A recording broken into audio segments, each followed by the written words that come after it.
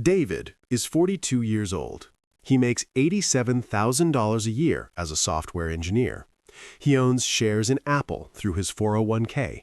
He owns shares in Microsoft through his IRA. He owns shares in Amazon through his brokerage account. 3 different companies, 3 different accounts, 3 different decisions he made. But here's what David doesn't know. When he votes his Apple shares, he's not really voting. When he receives his Microsoft dividends, someone else received them first. When he owns his Amazon stock, he doesn't actually own it.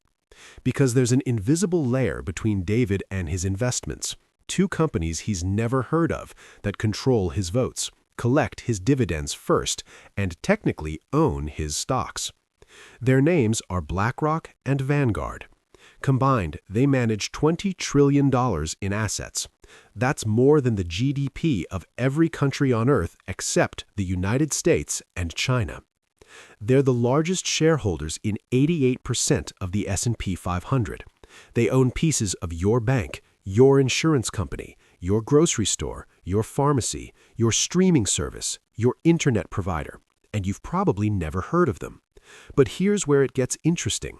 They don't control this money because they're rich. They control it because you are invested. Every time you contribute to your 401k, you're giving them more power.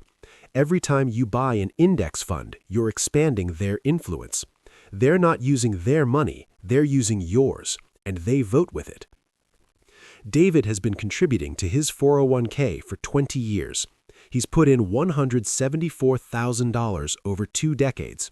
Through his employer match and market growth, his account is now worth $380,000. He feels proud. He's building wealth. He's securing his future. He owns pieces of America's greatest companies. Except he doesn't. Not really. Let me show you how the ownership actually works. David contributes $725 per month to his 401k. His employer matches $362. That's $1,087 total going into his account. But that money doesn't go directly to buy stocks. It goes to a fund manager, usually Vanguard or BlackRock. They take that $1,087 and buy shares in their index fund. The index fund then buys shares in the underlying companies. So there are now 3 layers between David and the companies he thinks he owns. David owns shares in the Vanguard S&P 500 fund. Vanguard owns shares in Apple. Apple is the actual company. When Apple votes on executive compensation, David doesn't vote. Vanguard votes. When Apple decides on a merger, David doesn't vote. Vanguard votes. When Apple chooses its board of directors, David doesn't vote. Vanguard votes. David has $18,500 of his 401k invested in this fund. About $3,200 of that is in Apple stock specifically, but he has 0 voting power over those shares. Vanguard has 100% of the voting power. Now multiply David by 40 million people. That's how many Americans have money in Vanguard funds. Suddenly, Vanguard isn't just managing money, they're controlling votes. They're shaping corporate decisions. They're exercising power over the entire economy. And they're doing it with your money, not theirs. Now here's where it gets darker. BlackRock and Vanguard aren't just the largest shareholders in Apple. They're the largest shareholders in Apple and Microsoft and Google. 3 companies that compete with each other. Same shareholders. They're the largest shareholders in Coca-Cola and Pepsi. 2 companies that compete with each other. Same shareholders. They're the largest shareholders in Delta and United and American Airlines. 3 companies that compete with each other. Same shareholders. This creates something economists call common ownership. When the same investors own competing companies, those companies stop competing as hard. Think about it. If you owned both Coca-Cola and Pepsi, would you want them to compete on price? No. Price competition means lower profits for both companies, which means lower returns for you.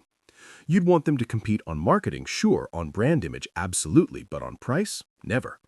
You'd want both to keep prices high and profits higher. This isn't conspiracy, it's incentive structure, and the data proves it.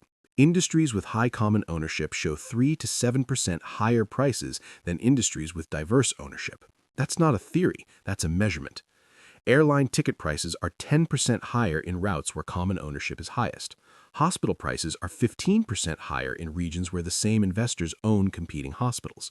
Banking fees are higher when the same funds own competing banks. You're paying more because BlackRock and Vanguard own everything. And here's the part that will make your brain hurt. When BlackRock votes on executive compensation at Apple, they're not trying to maximize returns for David, they're trying to standardize practices across all their holdings. When Vanguard votes on environmental policy at ExxonMobil, they're not representing the interests of their individual investors, they're exercising their own institutional preferences.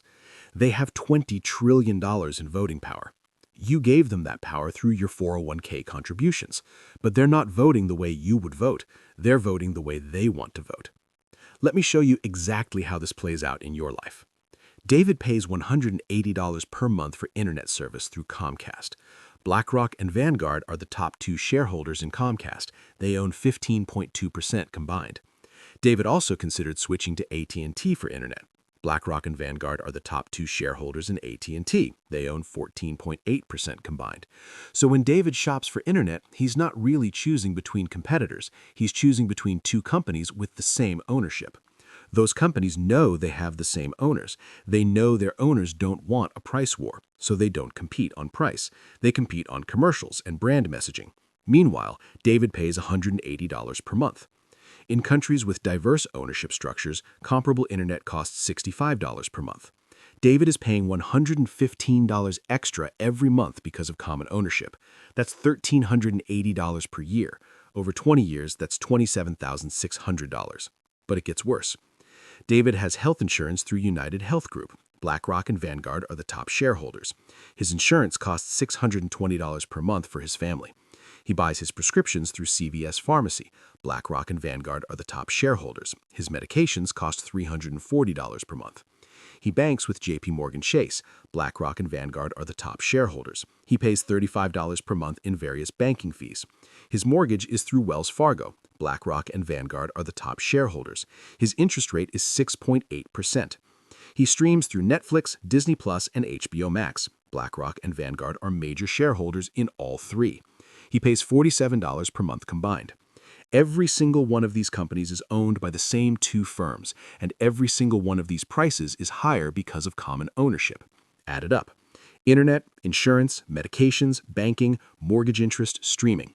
David is paying an estimated $3,200 more per year than he would in a truly competitive market. Over 20 years, that's $64,000. David has $380,000 in his 401k. But he's paid $64,000 extra in living expenses because of the system that manages that 401k. He gave BlackRock and Vanguard his money to invest. They used that money to buy ownership in his service providers. Those service providers raised prices because competition declined. David paid higher prices. Then he put more money into his 401k to compensate, which gave BlackRock and Vanguard more ownership, which reduced competition further, which raised prices more. It's a loop, and he's trapped inside it. But here's what changes everything. This system isn't inevitable. It's a choice. And there's a woman who figured out how to escape it. Her name is Maria. She's 36 years old. She makes $72,000 per year as a project manager. 5 years ago, she had $85,000 in a Vanguard target date fund, standard 401k setup. She was doing what everyone told her to do. But then she started researching who actually owned her investments. She discovered the common ownership problem. She discovered she was paying higher prices because of her own retirement savings. So she made 3 changes. First, she moved 40% of her portfolio out of broad index funds and into actively managed funds with diverse ownership. Not all of them, just 40%. She kept 60% in index funds for diversification and low fees, but that 40% shift reduced her exposure to common ownership significantly. Her expense ratio went up slightly, from 0.04% to 0.31% on that portion. On $85,000, that's an extra $230 per year in fees. But her reduced exposure to monopolistic pricing saved her an estimated $1,800 per year on living expenses. Net benefit, $1,570 per year. Second, she started actively voting her proxy votes. Most people ignore the proxy vote emails from their brokerage accounts. Maria started reading them and voting. She voted against excessive executive compensation. She voted for board diversity. She voted for shareholder-friendly policies. Did her votes change outcomes? Not alone. But combined with millions of other retail investors who started paying attention, they started to matter. Institutional investors like BlackRock and Vanguard now have to consider retail investor sentiment. They can't just vote however they want anymore. Third, she educated herself on which industries had the highest common ownership: airlines, telecommunications, pharmaceuticals, banking. She made active choices to reduce spending in those categories. She switched from unlimited data to a limited plan and used Wi-Fi more, saved $45 per month. She used GoodRx for prescription discounts instead of going through insurance for everything, saved $80 per month. She refinanced her mortgage with a credit union instead of a major bank, saved $140 per month. She consolidated streaming services and rotated subscriptions, saved $25 per month. Total monthly savings, $290. That's $3,480 per year. She invested that savings. Over 5 years at 8% annual return, that became $21,200. Today, Maria has $186,000 in retirement savings. She still uses index funds for most of her portfolio, but she's not blindly feeding the common ownership system. She votes her shares, she makes intentional choices about where she spends money, and she's built wealth faster than her peers because she understood the invisible tax she was paying. Now, I'm not telling you to abandon index funds. They're still one of the best wealth-building tools for regular people. Low fees, broad diversification, consistent returns. Those advantages are real. But you need to understand what you're participating in when you invest in them. You're not just building your own wealth, you're also concentrating economic power in the hands of two massive asset managers.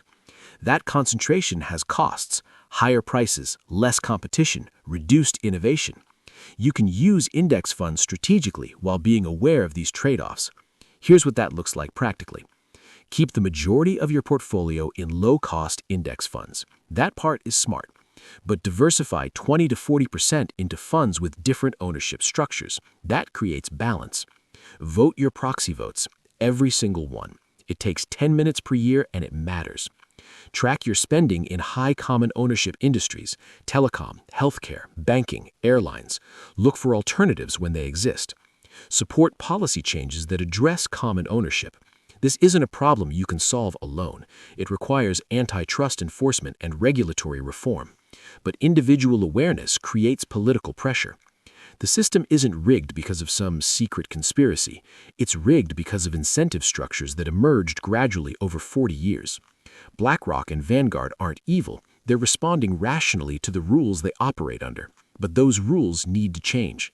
And change starts with understanding. You now understand something most investors don't.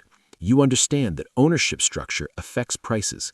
You understand that your 401k contributions concentrate power. You understand that index funds have trade-offs. You're not behind. You're just starting to see clearly. And that clarity is the first step toward making better decisions. The invisible banks are not invisible anymore. Not to you.